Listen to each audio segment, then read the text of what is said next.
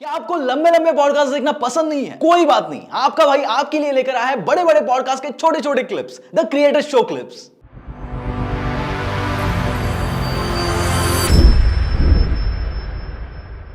सागर भाई, आपने बहुत सारी सेल्स के बारे में बहुत सारी जानकारी दी, बहुत सारे इनसाइट्स भी हमारे साथ शेयर किए।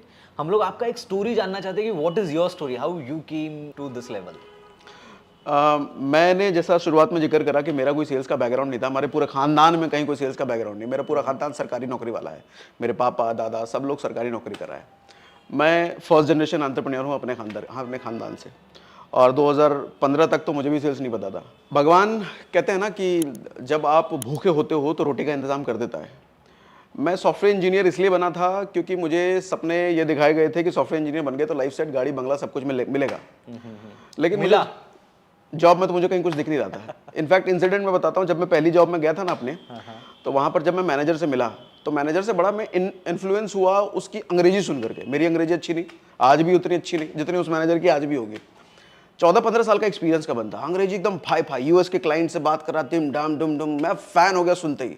मैं समझ गया इसके पास कम से कम मर्सिडीज गाड़ी तो जरूर होगी। शाम के समय जब मैं उसके साथ नीचे उतरा ना, बातचीत करते हुए, उन्होंने बोला सागर तू कैसे जाएगा घर? मैंने कहा ऑटो से जाऊंगा, क्योंकि मेरे पास कुछ था नहीं। तो उन्होंने बोला चल बस स्टैंड तक मैं तेरे को छोड़ देता हूँ।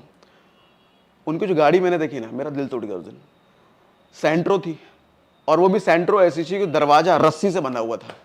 मैंने कहा 14 साल एक्सपीरियंस वाले बंदे के पास अगर ये सिचुएशन है तो फिर मेरे साथ क्या हो सकता है। अच्छा, अगले दिन ना पूरे दिन मैंने काम नहीं किया। अगले दिन मैंने पूरा एनालिसिस किया कि कितने लोग ऐसे हैं जो लंबे समय से काम कर रहे हैं, कौन कौन सी गाड़ी है।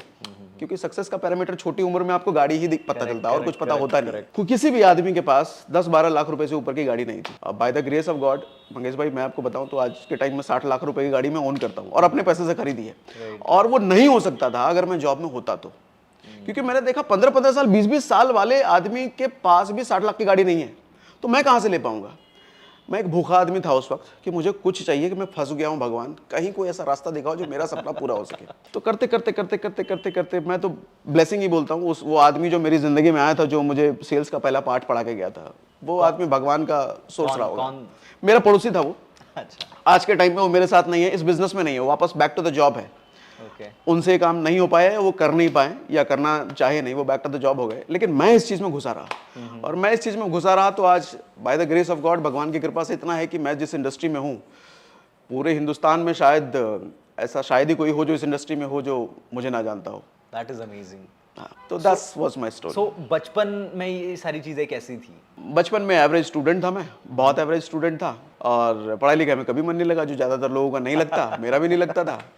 हाँ, बचपन से फिल्में देखने का बहुत शौक था, क्योंकि मेरे पिताजी की एक बार इंसिडेंट ऐसे हुआ था, वो सिनेमा हॉल में नौकरी किया करते थे। उनकी भी गवर्नमेंट जॉब थी लेकिन छूट गई थी किसी वजह से, तो वो सिनेमा हॉल में नौकरी करते थे। तो बचपन से सिनेमा देखने का पूरा परिवार का आदत था और वो चस्का लगा था।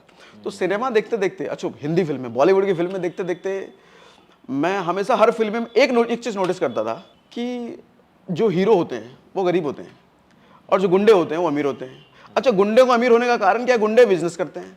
अच्छा, अगर किसी फिल्म में हीरो अमीर है तो वो अमीर इसीलिए होता है कि वो बिजनेस करता है। तो बचपन से एक चीज सेट थी कि यार पैसा तो बिजनेस वाले कमाते हैं। और इसीलिए मेरा ये थॉट प्रोसेस कभी नहीं था कि मैं सरकारी नौकरी करूंगा। पूरा परिवार मेरे पीछे। इनफैक्ट मैं अगर अपना इंसिडेंट शेयर करूं कि मेरे साथ ऐसा वाक्य भी था, जब मैं 22 साल का था तो मेरे फादर की डेथ हुई, और अनुकंपा के बेसिस पे मुझे सरकारी नौकरी मिल रही थी मेरे फादर की, मैंने नहीं लिया। मैं वो आदमी हूँ। तो सरकारी नौकरी से मेरे को बचपन से चिढ़ इसलिए थी क्योंकि मैंने अपने खानदान में किसी को बहुत अच्छा करते हुए नहीं देखा था, ना मैंने फिल्मों में देखा था। फिल्मों से ज्यादा मैं इन्फ्लुएंस था। फिल्मों में यही देखता था बिजनेस से ही सब कुछ होता है, तो बिजनेस करना है, सेट था। लेकिन नौकरी में घुसे और नौकरी में वो चीज़ रियलिटी बनी कि होता कुछ नहीं है नौकरी से, बिजनेस बिजनेस बिजनेस बिजनेस दिमाग में घुसा हुआ था। भूखा आदमी था, रोटी तलाश रहा था। ऊपर वाले ने उस आदमी को रोटी लेके मेरे पास भेजा, घुस गया। रिजेक्शन बहुत झेले, प्रॉब्लम बहुत आई, लेकिन बस ये है कि जो मेरे को चाहिए वो इधर ही मिल सकता है, तो छोड़ा नहीं। That is amazing. अगर आपको ये कन्वर्सेशन पसंद आया तो पूरा पॉडकास्ट देखने के लिए यहां पर क्लिक करिए, और ऐसे ही थॉटफुल क्लिप्स के लिए हमें सब्सक्राइब करिए।